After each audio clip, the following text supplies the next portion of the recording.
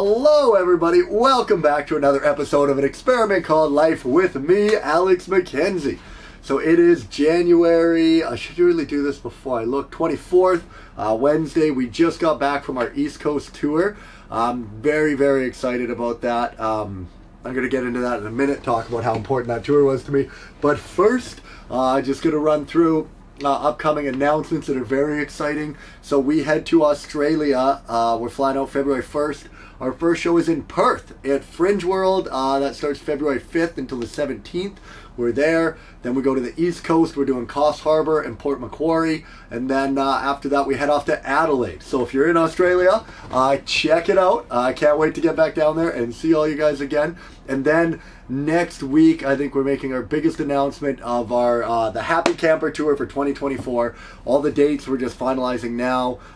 Some of them are on sale right now, so for the listeners, you could go get a good deal on the early bird tickets, and the rest of those will be announced this week. It's the biggest tour we've ever put together, so I'm very, very, very excited about it. It's like 35 shows or more all over Western Canada. All right, so this week I just wanted to talk about, kind of recap the East Coast tour and how special that was to me.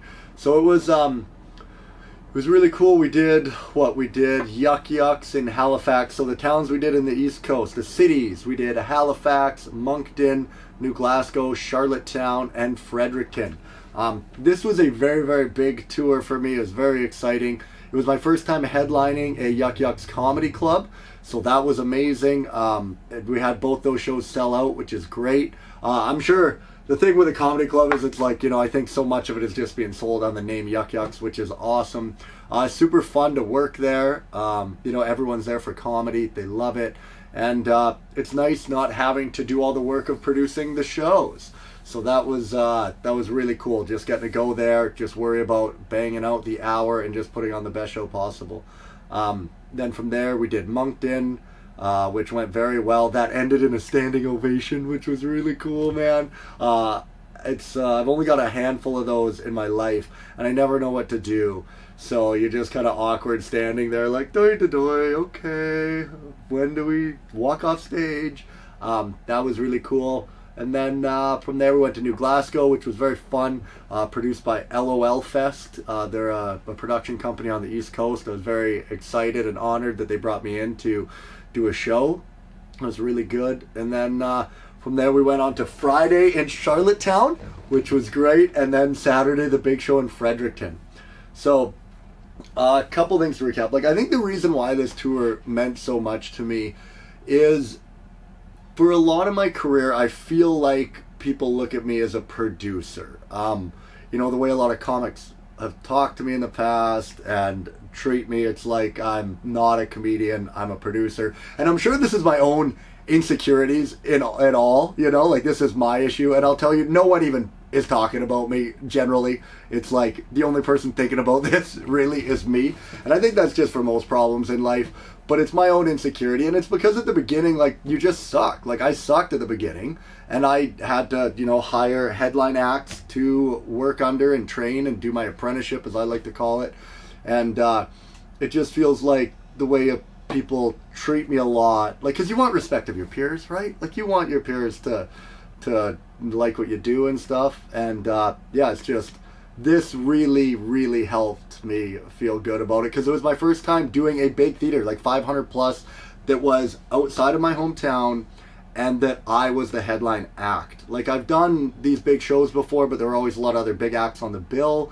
And then, so to be able to go out there and go to the other side of the country and just have it just me on the show and have it sell almost 700 seats was it felt really, really good, man. You're not just a producer. And the big part of it, I guess, is that you're not just on the show. The shows went amazing. I got hundreds of comments, man. I got more comments from that last weekend than I have in my entire career of doing shows. There's so many, I couldn't even save them all. I was trying to screenshot and save them all. And there's just so many. And the show ended in a standing ovation, which anyone who does this craft knows how hard those are to come by. And it was, it just felt great to be look at, man, the product you're offering, your comedy, is not, you're not just a producer. You are a comedian. and it just felt really, really good. And yeah, I don't know. I was very, very happy with it. But I get like, again, no one's even thinking about this, right? It's just me that's putting these own insecurities in my own head, right? About being just looked at as a producer. But yeah, I get why. Because like you do, people kind of remember you for when you first started, right? And I really jumped in this thing with 2 feet. And I sucked at the beginning. But here's the beautiful thing. So here's something I think about. I've been thinking about a lot last week. So there's 2 things I've thought about with comedy. Number one, and this doesn't just go for comedy, it goes for any discipline. So I really didn't start doing comedy until I was like 30 years old. Like I got on stage for the first time, I think I was 26. But the first, like when I really started taking it serious and really going into it, I was 30 years old. And, you know, I've only been doing it for 5 years.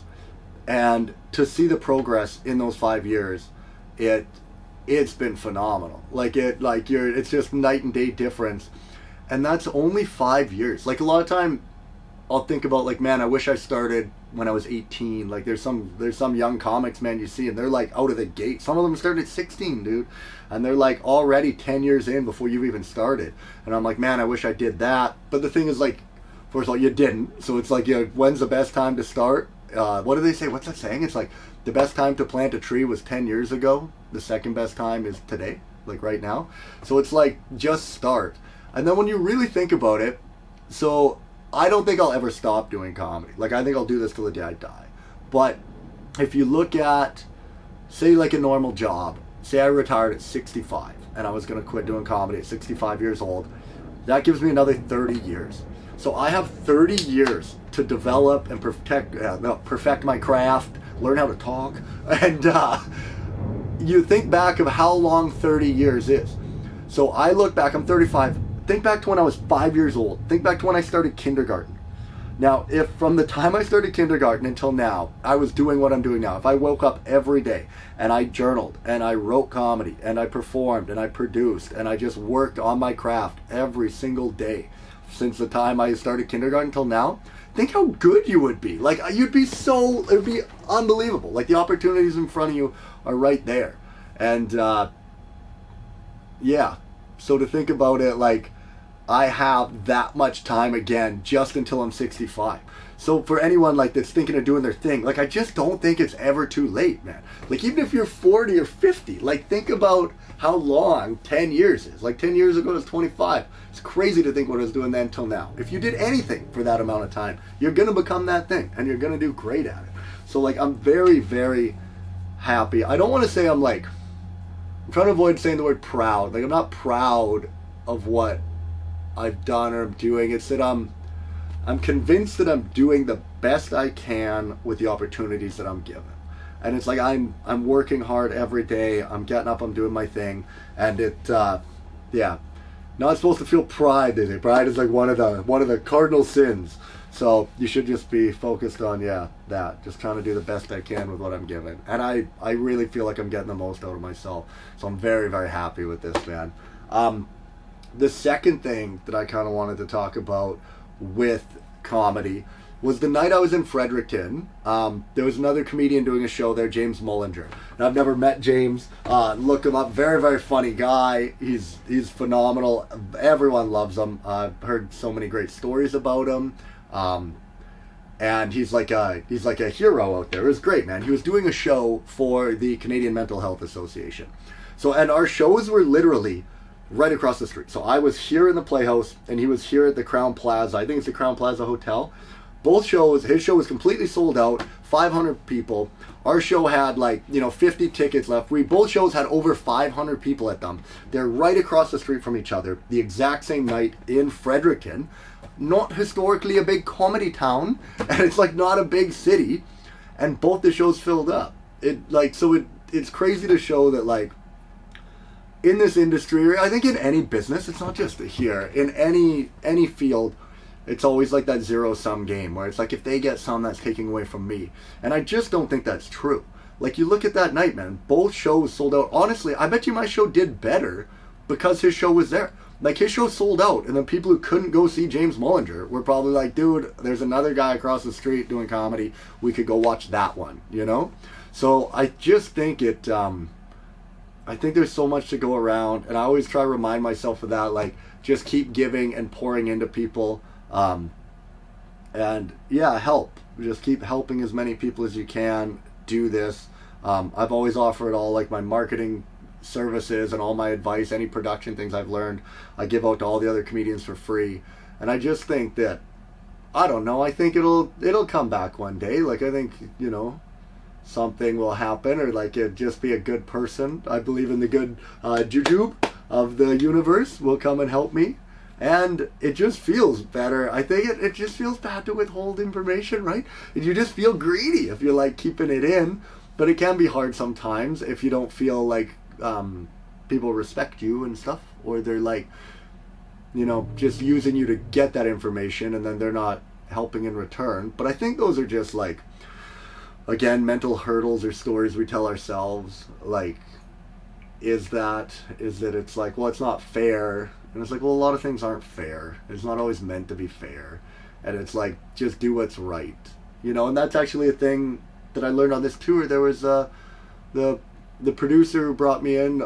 We agreed on a price for a show, and the show didn't sell quite as well as we'd hoped. And I know myself as a producer, I remember being in those situations, and I took less money, which is going to upset a lot of comedians. Probably I'll cut that out of the podcast. Don't say that. But it's because it's just, I've lost so much money producing shows, man. And I know, just like, think of what I would want, so how I would want someone else to treat me. Like, how would I want to be treated? How would I wish people treated me when I was in that situation? And then do the same to them. And it just seems like the right thing to do. But yeah, I don't know, man. I'm very, very happy with how everything's going. I think it's only bigger and better from here. So, yeah, to recap, East Coast tour was phenomenal. Thank you everybody who came out. We got Australia coming up. We've got our Happy Camper tours going on sale next week. That's all of Western Canada, so check for those dates. There's plenty of pie to go around. Remember that. And yeah, I think, what was the last note? I put in my phone. I don't know. It was probably something about, oh yeah, that I just sucked at first. Oh, I think you have tons of time. There you go. You have a ton of time to figure out what you want to do and get better at your craft. So anyway, I love you guys. Thank you so much for following along, and I'll chat with you next week.